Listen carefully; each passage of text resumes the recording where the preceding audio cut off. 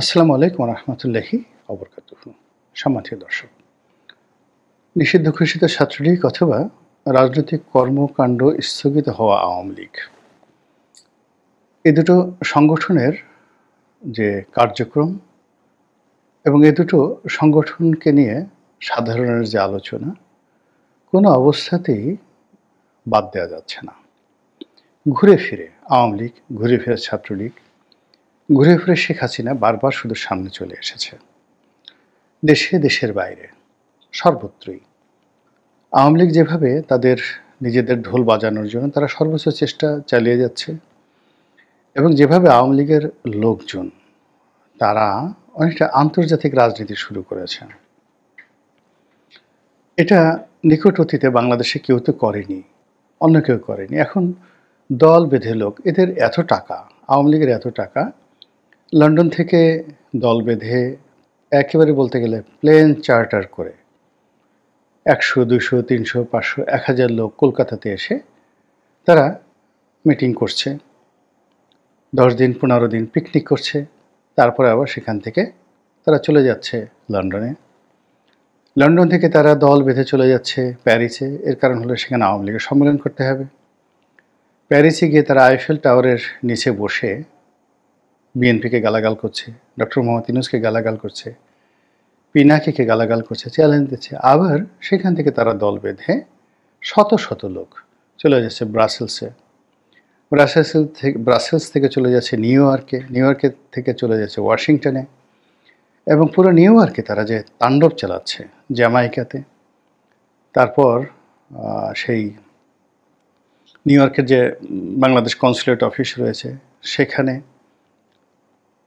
যেখানে যেখানে বাংলাদেশি অধ্যুষিত এলাকা রয়েছে সেখানে গিয়ে তারা মিছিল, মিটিং, হই হুল্লোড়, আড্ডা, অ্যাজ ইট ইজ মনে হচ্ছে সেটা তাদের বাবার দেশ। তাদের সামনে ভাব সাব দেখে যারা প্রতিপক্ষ তারা কিন্তু একটু শব্দ করতে পারছে না। আপনি এক নিজুম মজুমদারের কথাই চিন্তা করেন। আপনি আওয়ামী লীগ ক্ষমতায় থাকাকালীন সময় তার যে দাপট ছিল বা সে যেভাবে কথাবার্তা বলতো, এখন অবস্থা দৃষ্টি মনে হচ্ছে যে আওয়ামী লীগ বাংলাদেশের ক্ষমতা হারিয়েছে বটে, কিন্তু তারা এখন দিল্লির মসনদে শেখ হাসিনা বসে আছে। এই জন্য তার চেহারা ভালো হয়ে গেছে।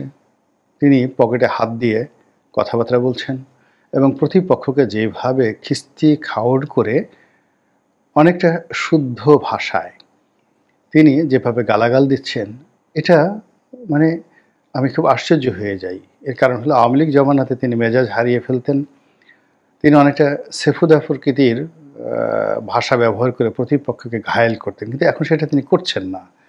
তিনি অনেক সিস্টেমেটিক।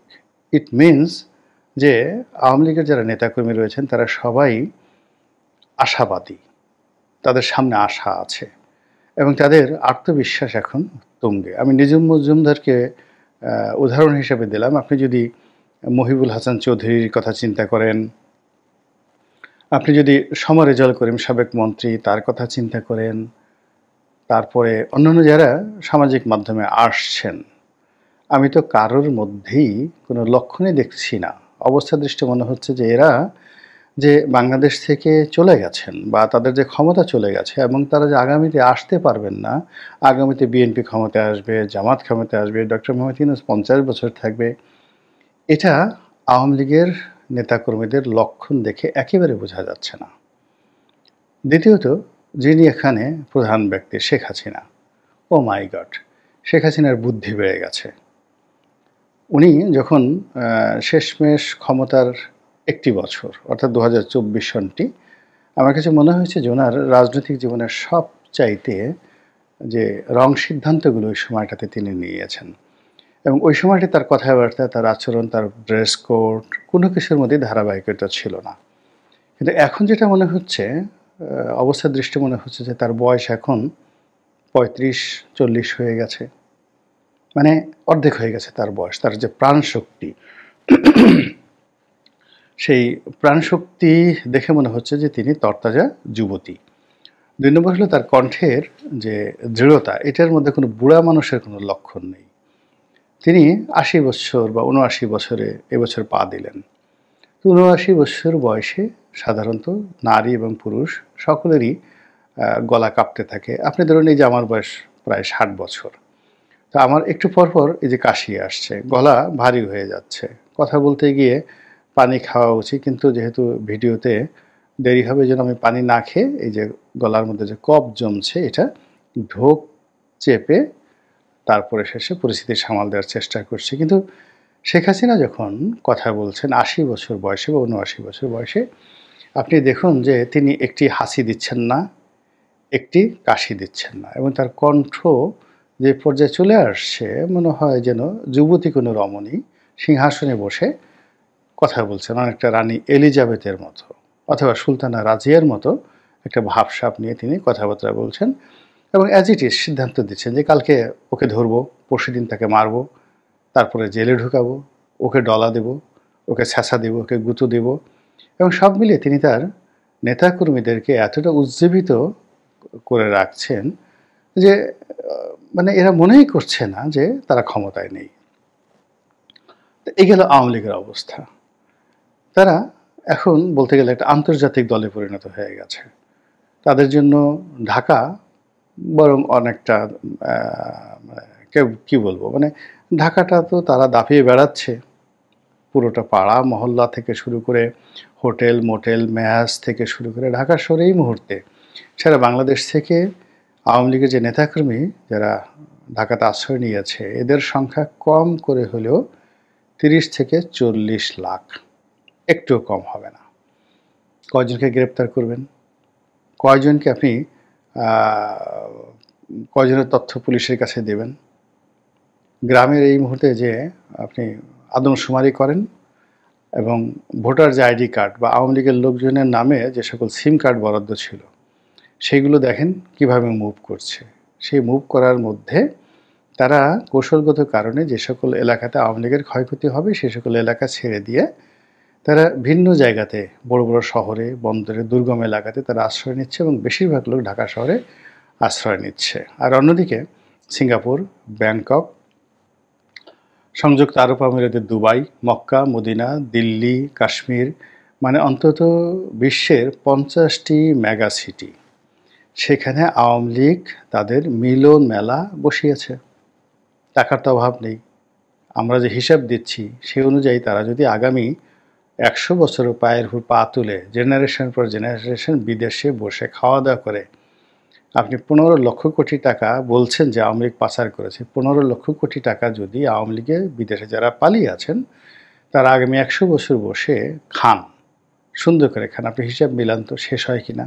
টাকা শেষ হবে না, বরং 15 লক্ষ কোটি টাকা আরও বাড়বে। এই টাকা তারা ব্যবসা করছে, বিনিয়োগ করছে, ব্যাংক থেকে তারা লভ্যাংশ নিচ্ছে, অনেকের বাংলাদেশে ব্যবসা বাণিজ্য চালাচ্ছে। যেমন সাবেক জ্বালানি মন্ত্রী বিপুর কথা বলা হচ্ছে। এখন বিপুর তো সব কিছুই একজন উপদেষ্টা দেখাশোনা করছেন, তার স্বামী দেখাশোনা করছেন, এটা ওপেন সিক্রেট। এভাবে তো অনেকেই ভালো আছেন। সালমান রহমানের কোম্পানি আবার নতুন করে চালু হচ্ছে, ফলে তার মধ্যে কোনো বিষণ্ণতা নেই, তার ভ্যাকসিনকে আবার নতুন করে চালু হচ্ছে।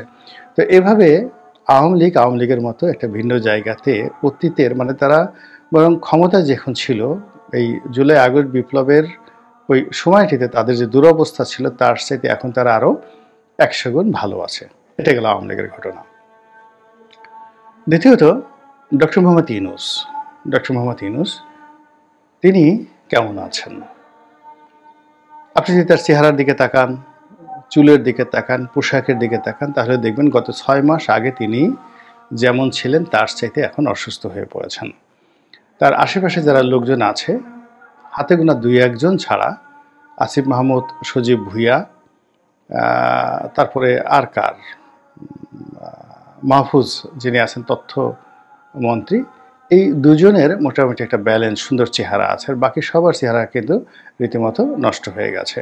অবশ্য আসিফ নজরুল সাহেব এদের চেহারা ভালো আছে।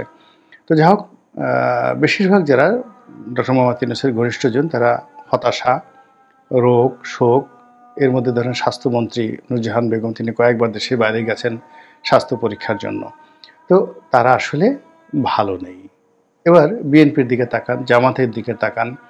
জামাতের যারা শীর্ষ নেতৃবৃন্দ রয়েছেন তারা কিন্তু এই গত কয়েক মাস ধরে মিডিয়ার সামনে এসে কেউ বড় কথা বলেননি। প্রথম দিকে যেমন জামাতের আমির খুব রাগ হয়ে যেতেন, তারপর শেষে হুমকি দিতেন।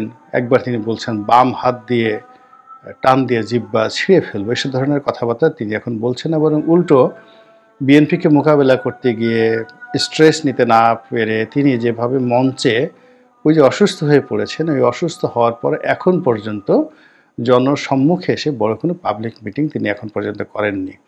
জামাতের যিনি দ্বিতীয় ব্যক্তি গোলাম পরোয়ার সাহেব, তাকেও অনেক দিন যাবৎ কোনো কথাবার্তা বলতে শুনছি না। এরপরে জামাতের যে সকল স্টার রয়েছে, যারা ওয়াজের ময়দানে খুব মানে মানুষকে মনোমুগ্ধকর গোয়ার শোনান, সেই তারেক মনোয়ার, মিজানুর রহমান আজাহারি, তারপরে কুষ্টিয়ার যে আরেক ভদ্রলোক আছেন, তিনি বেশ কয়েকটা বক্তব্য দিয়ে ঢাকা বিশ্ববিদ্যালয়, জাহাঙ্গীরনগর বিশ্ববিদ্যালয় নিয়ে বক্তব্য দিয়ে খুব বিতর্কিত হয়ে পড়েছেন। এই মানুষগুলো অনেকটা চুপচাপ হয়ে গেছেন। আর জাতীয় পার্টি তো নেই বললেই চলে, পুরো রাজনীতির অঙ্গনে সব নিশ্চুপ। এই তারেক রহমান সাহেব আসবেন, আজ আসবেন, কাল আসবেন, এক মাসের মধ্যে আসবেন, কয়েক সপ্তাহের মধ্যে আসবেন, এই ধরনের কথাবার্তা বলা হচ্ছে। বেগম জিয়া তার ঘরের মধ্যে কি করছেন, তিনি অনেকটা অসুস্থ। তিনি ছাড়া ডক্টর জাহিদ মূলত তার আপনজন। ডক্টর জাহিদ বেগম জিয়ার স্বাস্থ্য সম্পর্কে যে কথা বলেন, ওটাই আমাদের ভরসা। কিন্তু তার যে শারীরিক অবস্থা, এই অবস্থায় তিনি রাজনীতির নেতৃত্ব দিবেন, আবার বড় কিছু হবেন, এটা আসলে সম্ভব হচ্ছে না। ফলে কি হলো, রাজনীতির যে শূন্যতা, সেই শূন্যতার মধ্যে আওয়ামী লীগ উপস্থিত না থেকেও তারা দাপিয়ে বেড়াচ্ছে, উড়ে বেড়াচ্ছে, টেকনাফ থেকে তেঁতুলিয়া পর্যন্ত, লন্ডন থেকে বোস্টন পর্যন্ত, বোস্টন থেকে বার্মিংহাম পর্যন্ত, বার্মিংহাম থেকে জেদ্দা, জেদ্দা থেকে উগান্ডা, কোথায় নেই আওয়ামী লীগ, সব জায়গাতে ঘোরাফেরা করছে। আর এই যে আওয়ামী লীগের এই অবস্থা, এই অবস্থাটিকে ডক্টর মোহাম্মদ ইউনূস ম্যাটিকুলাসলি ব্যবহার করছেন। তিনি এই মুহূর্তে তার যারা সহযোগী, যারা তাকে জিম্মি করতে চাচ্ছেন, যারা তার মাথার উপর কাঁঠাল ভাঙতে চাচ্ছেন, তিনি ম্যাজিক্যালি বা ম্যাজিক হিসেবে আওয়ামী লীগের নাম ব্যবহার করছেন, শেখ হাসিনার নাম ব্যবহার করছেন, এবং তার মুখ দিয়ে ইতিবাচক হোক নেতিবাচক হোক আওয়ামী লীগের নাম, শেখ হাসিনার নাম ওঠা মানেই আওয়ামী লীগের বিজয়, শেখ হাসিনার বিজয়। আর তার মুখ দিয়ে আওয়ামী লীগের নাম, শেখ হাসিনার নাম উচ্চারণ মানেই প্রতিপক্ষর কাছে রীতিমতো একটি আতঙ্ক তৈরি হয়ে যাওয়া। যেমন ধরুন, তিনি আমেরিকাতে গিয়ে বললেন যে আমেরিকা মানে আওয়ামী লীগ নিষিদ্ধ দল নয়, এটির কার্যক্রম স্থগিত করা হয়েছে। আমরা অনুবাদ করলাম বা আমরা যেভাবে বুঝলাম, এর অর্থ যেটা আমরা দেখলাম বাংলাদেশে, যে আওয়ামী লীগ যে কোনো সময় সচল হতে পারে, তার কার্যক্রম যে কোনো সময় সচল হতে পারে। এটা একটা যাকে বলা হয় ইনফিনিট শব্দ, একটি একটি অনির্ধারিত শব্দ, গন্তব্যহীন একটি বক্তব্য। কিন্তু অনেকের মধ্যে এটা রীতিমতো চাঞ্চল্য তৈরি করে ফেলেছে।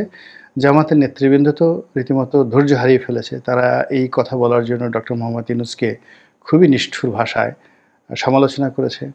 এনসিপির যারা নেতৃবৃন্দ রয়েছেন, তারা তো আরও, তো যেহেতু তারা তরুণ, তারা আরও নিষ্ঠুর ভাষায় ডক্টর মোহাম্মদ ইউনূসকে গালাগাল করেছে।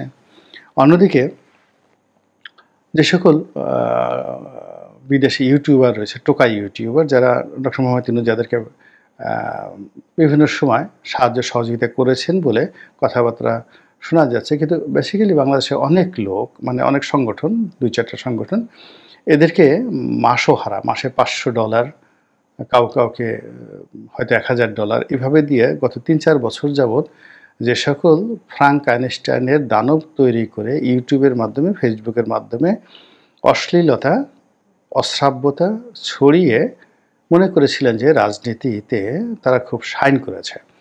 তো সেই সকল টোকাই ইউটিউবার যারা আছে, তারাও ডক্টর মোহাম্মদ ইউনূসের উপর ক্ষেপে গেছে, ভীষণ রকম ক্ষেপে গেছে, এবং ডক্টর মোহাম্মদ ইউনূসকে তারা গালাগাল শুরু করে দিয়েছে। কারণটা কি?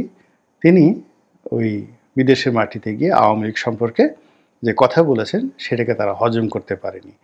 এটা যে ওনার একটা পলিটিক্স, এটা যে ওনার একটা কৌশল, এবং এটা যে ওনার যে একটা ঢাল, এটা ওনারই যারা পোষ্য, যারা ওনার পা চেটে এই গত 3-4 বছর যাবৎ জীবন জীবিকা চালাচ্ছেন, এবং গত 1 বছর ধরে ওনার কল্যাণে যাদের রুটি রুজি হচ্ছে, তারা ওনার মস্তিষ্ক এবং ওনার কৌশল, ওনার বিদ্যা বুদ্ধি সম্পর্কে এখনো ধারণা নিতে পারেননি।